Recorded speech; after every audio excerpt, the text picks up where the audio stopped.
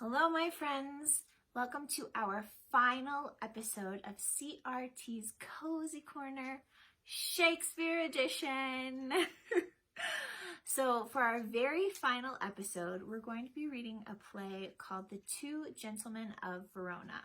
And I'm not going to tell you if this one is a comedy or a tragedy, but what have we learned over the past 12 weeks about what makes the difference between the comedy and the tragedy in Shakespeare's world? Have you learned anything? One of the things that I'm noticing is that all of the comedies have ended in a wedding, sometimes of multiple people, and all of the tragedies have ended in a lot of death.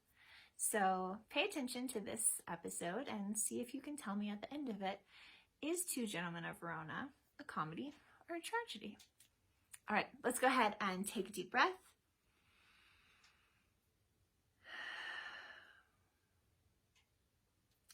And we will begin.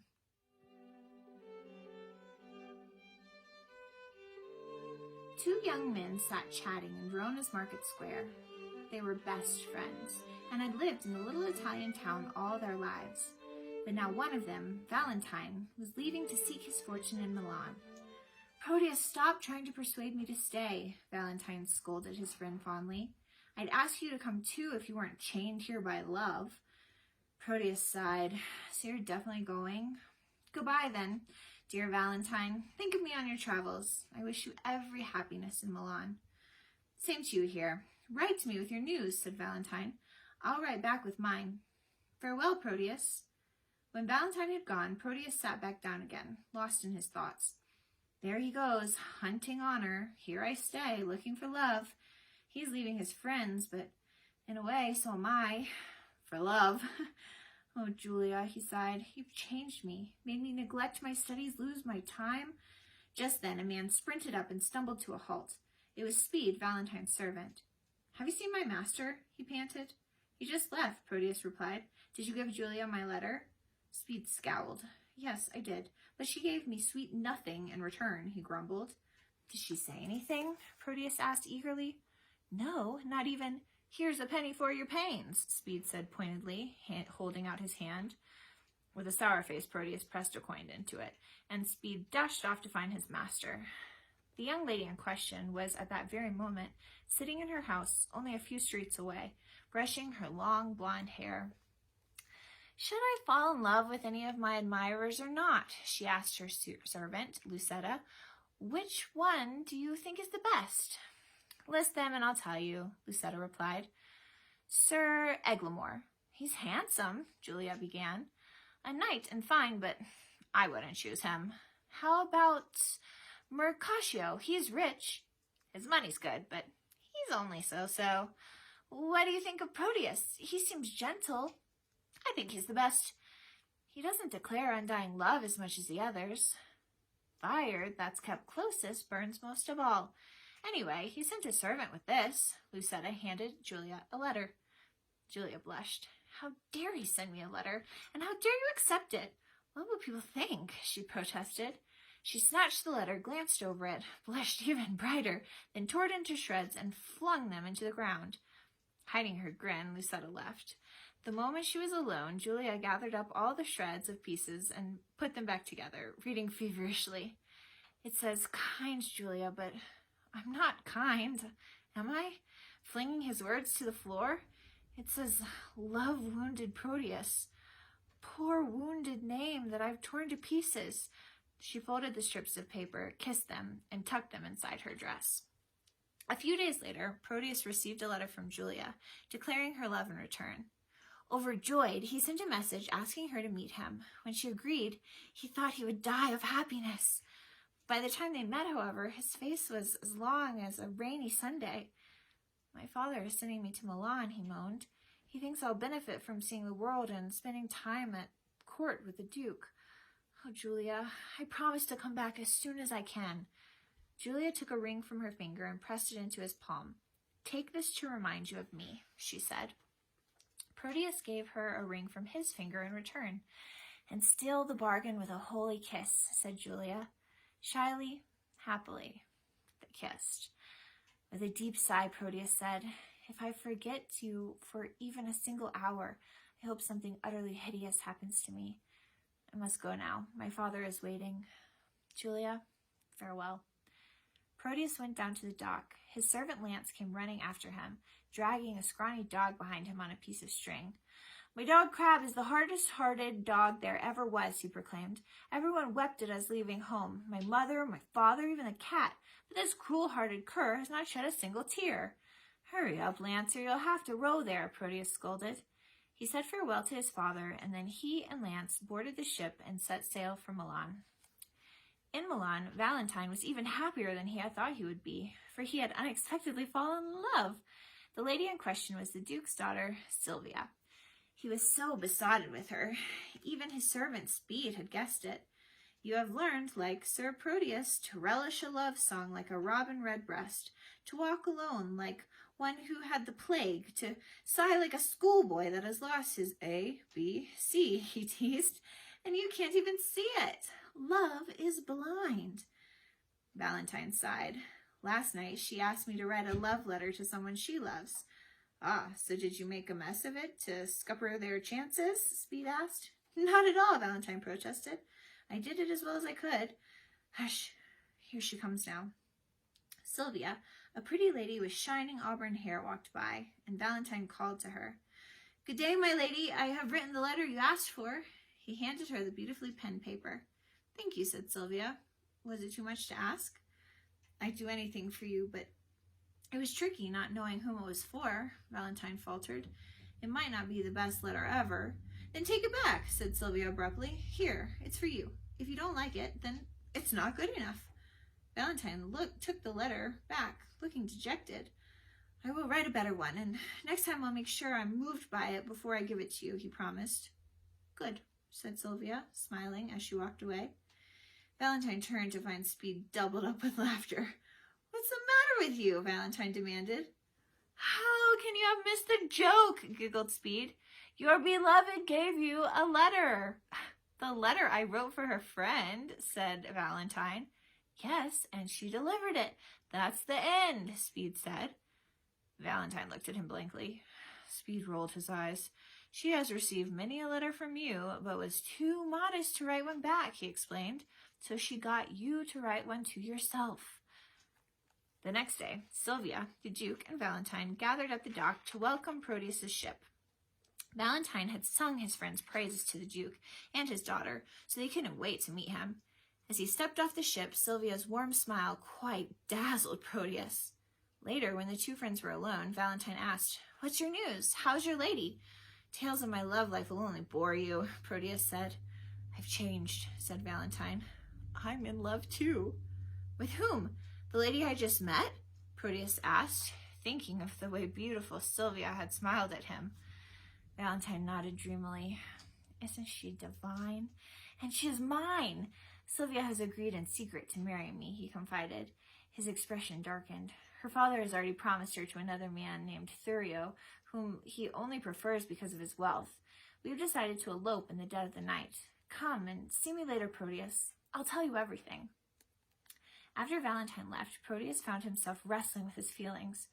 Just as one nail drives out the other, so my new feelings are for Sylvia are driving out my feelings for Julia. He tried to put himself together. "It's Julia I love, not Sylvia," he told himself firmly. "Besides, what about Valentine? I couldn't steal my best friend's beloved." Later that evening, Valentine confided his entire plot to steal away with Sylvia, and Proteus tried his best to be happy for him. But as he went to bed for the first night in Milan, he thought to himself, "It's no good. If I am true to Julia and to Valentine, I can't be true to myself. I did adore a twinkling star, but now I worship a glorious sun, Sylvia. I love her. It can't be helped. I will have to get Valentine out of the way, and then deal with Thurio."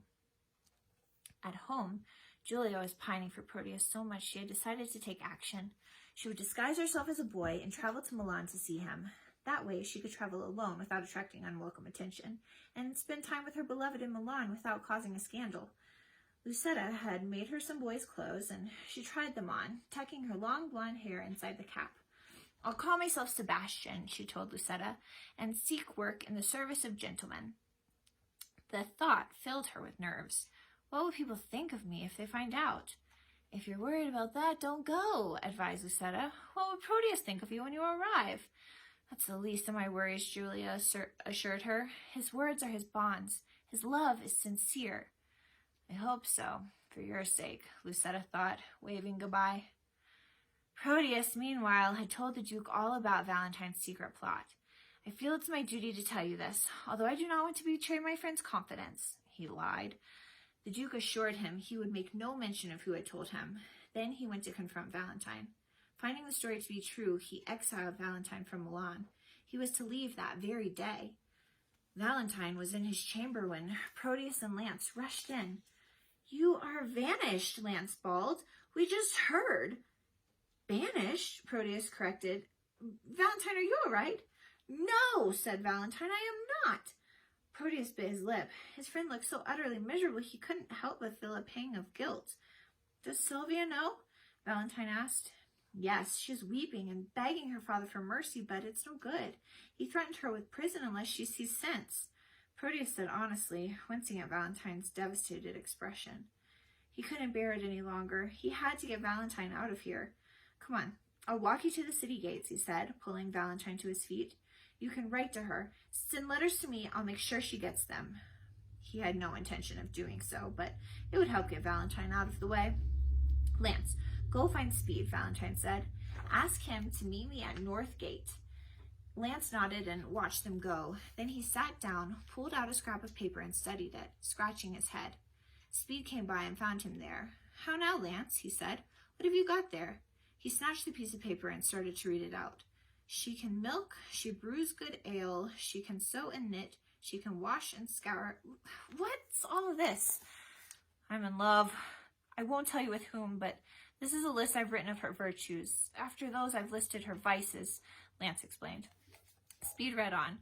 She can't be kissed because of her foul breath. She has a sweet tooth. She is slow with words. She has no teeth. She likes a drink or two. But she's rich. That's made up my mind. I'll take her, said Lance. But the way your master's waiting for you... Oh, by the way, your master's waiting for you at Northgate. He's been exiled. What? Why didn't you tell me that sooner, Speed said. He thrust the list back at Lance and ran off. Valentine and Speed left Milan. A little while later, they were passing through a forest when a band of outlaws leapt out from behind the trees. Hand over everything, they demanded. Friends, Valentine began. We aren't friends, we're enemies, one of the outlaws said. Quiet, said another. Let's hear what he has to say. I don't have very much with me, having just been exiled from Milan, Valentine said sadly. It's all I have left in the world. Why were you exiled? Asked the first outlaw. Valentine saw his chance. I slew a man, he lied. The outlaws looked impressed. Then you can be our leader, said one. We're all gentlemen, banished for wooing the wrong ladies mostly. Come on, we won't take no for an answer. After Valentine's departure, Proteus found the Duke of Milan talking to Thurio. The Duke confided in his new friend. I had hoped with Valentine out of the way that Sylvia would see what a good match Thurio was. She spurns me, Thurio added gloomily, and mopes all day. A little more time might melt her cold thoughts and make her forget about Valentine, said the Duke. Proteus agreed. Yes, but she probably also needs to hear that Valentine is not so worthy, from someone she knows as his friend, he added slyly. Someone such as you? The Duke ventured. I would not be much of a friend to speak ill behind his back, said Proteus, feigning indignance. But Valentine is gone now. Your words won't affect him either way, the Duke assured him. And while telling her how unworthy Valentine is, you can tell her how very worthy I am, Thurio suggested, piteously. I can try, Proteus said. But Thurio, you need to do something too. Write love letters saying you are sacrificing tears upon the altar of her beauty. Serenade her with love songs. Valentine was right about you, said the Duke. You are indeed a faithful defender of true love. Nobody saw Proteus's cheeks grow red, nor the shameful way he looked down at his feet. Proteus's plan had worked. From that moment on, the Duke encouraged him to spend as much time alone with Sylvia as he wanted, without suspecting a thing. But in another way, it was not going well at all. Whenever Proteus tried to say something against Valentine, Sylvia accused him of betraying his friend. And if he paid her a compliment, she begged him to think of his beloved Julia. At the same time, he was having to help Thurio creep about under her window, serenading her with terrible love songs. It was all becoming rather unbearable. But Proteus didn't give up. He sent Lance with a pretty little dog as a present, but Lance lost it on the way, so offered his own mangy hound in its place. Unfortunately, when he dragged it into the lady's dining chamber, the dog stole the meat off her plate and raised its leg on her tablecloth. Unsurprisingly, she rejected the gift. When a sweet young man named Sebastian arrived at court looking for work, Proteus asked to see him. He looks a lot more sensitive than that oaf Lance, he thought. Little did he know that this boy was actually Julia in disguise. I have some delicate business you can help me with, he told her. It's a matter of love. He pulled the very ring Julia had given him from his finger and pressed it into her hand. Give this to the Lady Sylvia for me, Sebastian. The lady who gave this ring to me loved me. Julia stared at it, her face as white as a ghost. Alas, she cried. Proteus stared. Why do you say that? I pity her, Julia stammered, trying not to give herself away. She must have loved you as much as you loved this Lady Sylvia. Proteus looked uncomfortable. Well, anyway, please give Sylvia the ring and ask if she would give me the portrait of herself which hangs in her room, he said. I'll wait for you here. So off went poor Julia to do as she was told. Sylvia gave Julia the picture, but said, Tell him from me I will not wear that ring. His false finger has worn it, but mine will not do his Julia so much wrong. Thank you, Julia blurted. She thinks you. Do you know her? Sylvia asked, looking at the young man before her with curiosity. Almost as well as I know myself, Julia replied rather awkwardly. Is she pretty? Sylvia asked. She's been prettier. She's pale with weeping, and the roses have faded from her cheeks, Julia said sadly. Poor lady. Brings tears to my own eyes. Here. She handed Julia a gold coin. That's for being true to your mistress. Farewell. Julia hurried out. What a kind and beautiful woman, she thought. She stopped and looked at the painting. I'd have scratched out your unseeing eyes to make my master love you less, she told it. But now I'll treat you as kindly as your mistress has treated me. I just hope Proteus's love will grow cold. Later that day, Julia went back to Proteus's chamber and found him there with Thurio. She was just about to hand the painting to him when the Duke burst in. Sylvia is gone, he cried. The friar saw her with Sir Eglamour riding into the forest. She's gone after Valentine. I'm sure of it. Save her. Thurio and Proteus dashed out at once, with Julia behind them. Deep in the woods, a band of outlaws watched from the shadows as a feeble knight and a beautiful lady galloped through the trees on horseback. As they slowed to cross the stream, the outlaws leapt out in front of them.